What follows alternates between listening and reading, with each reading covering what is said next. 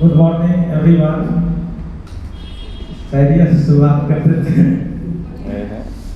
Sir झुकाकर प्रांगण में प्रवेश करते हैं, एक दूसरे के मस्तक का अभिषेक करते हैं।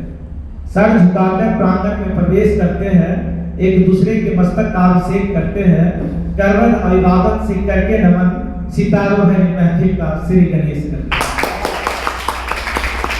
मंच पर उपस्थित आदरणीय डॉक्टर प्रोफेसर जाकिर अहमद साहब जी, उपस्थित शाहनवाज आलम सर जी, उपस्थित साकिब सर जी, मनोज कुमार यादव सर जी, मुकेश कुमार जी, नाजिम मैडम, नाजिम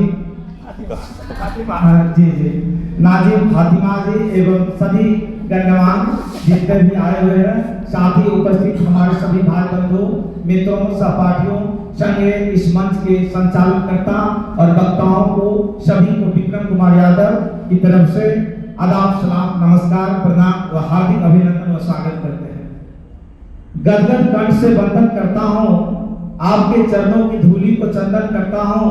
परम पिता परमात्मा की करके स्तुति, हृदय से सबका अभिनंदन करता हूँ। और तालियों के लिए कि बिन बूंदों की बारिश का एहसास कैसे होगा।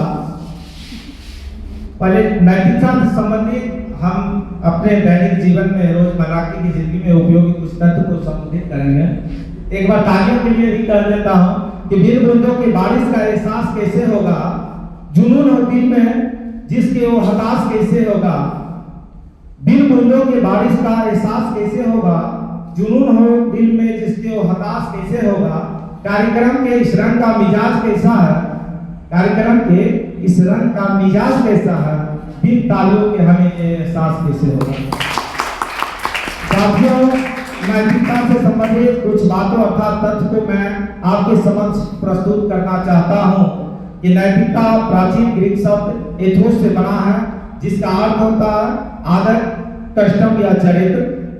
वास्तविकता में नैतिकता का अर्थ नीति के अनुसार चलना। नीति का अर्थ है सोच समझकर अपनाए गए नियम एवं व्यवहार। सोच समझकर अपनाए गए नियम एवं व्यवहार के आधार पर अपने जीवन को चलाना नैतिकता कहलाती है। जो समाज के लिए कुछ नियम बनाते हैं तथा उसका इम्प्लीमेंट करते हैं। नैतिकता व्यक्तिगत या सामाजिक आचरण के सही गलत के सिद्धांत हैं।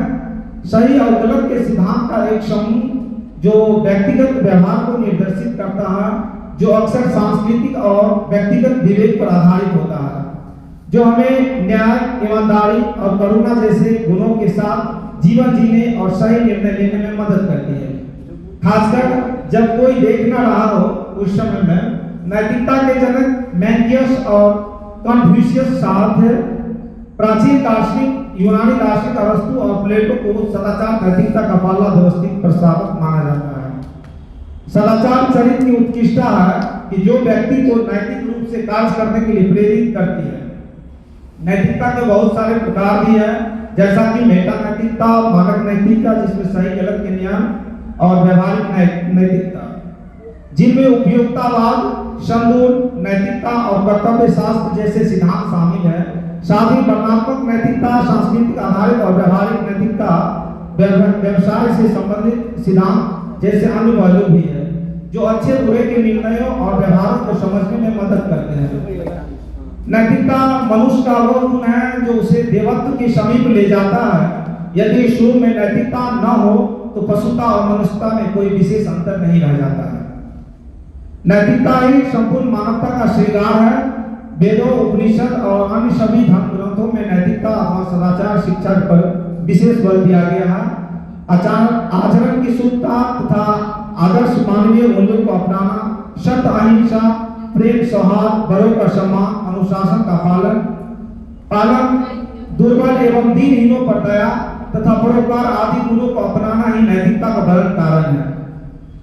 सभी प्राणियों को ईश्वर का नूर देखना, न्याय पथ पर चलना, शिष्टाचार का पालन करना, धर्म प्रवर्तकों एवं महापुरुषों के जीवन से भी हमें नैतिकता को अपनाने की प्रेरणा मिलती है, जिन्होंने देश अथवा मानवता के लिए उल्लेखनीय कार्य किया है, जैसा कि श्री राम जी, श्री कृष्णा जी, भगवान बुद्ध, ईसा मसीह, मोहम्मद साहब, गांधी जी, मदर टेरेसा, विवेकानंद, स्वामी महावीर स्वामी जी, सभी ने प्राणी मात्र से प्रेम करने की शिक्षा दी है। आमतौर पर यह कहा जाता है कि नैतिकता सामाजिक निर्णय होते हैं जिनमें कठोरता और संरचना होती है। नैतिकताएं ज्यादातर स्वनिर्धारित होती है और अन्य परिवार, शिक्षा से लेकर धर्म तक कई प्रभावों से प्रभावित होती है। इन्हीं चंद शब्दों के साथ मैं विदा लूंगा। उससे पहले कि अभी सूरज नहीं डूबा है, जरा सी शाम तो होने दो। अभी सूरज नहीं डूबा है, जरा सी शाम तो होने दो। मैं खुद लौट जाऊंगा, मुझे नाकाम तो होने दो। मुझे बदनाम करने का बहाना ढूंढता है जमाना, मुझे बदनाम करने का बहाना ढूंढता है जमाना। मैं खुद हो जाऊंगा बदनाम, पहले मेरा नाम दो।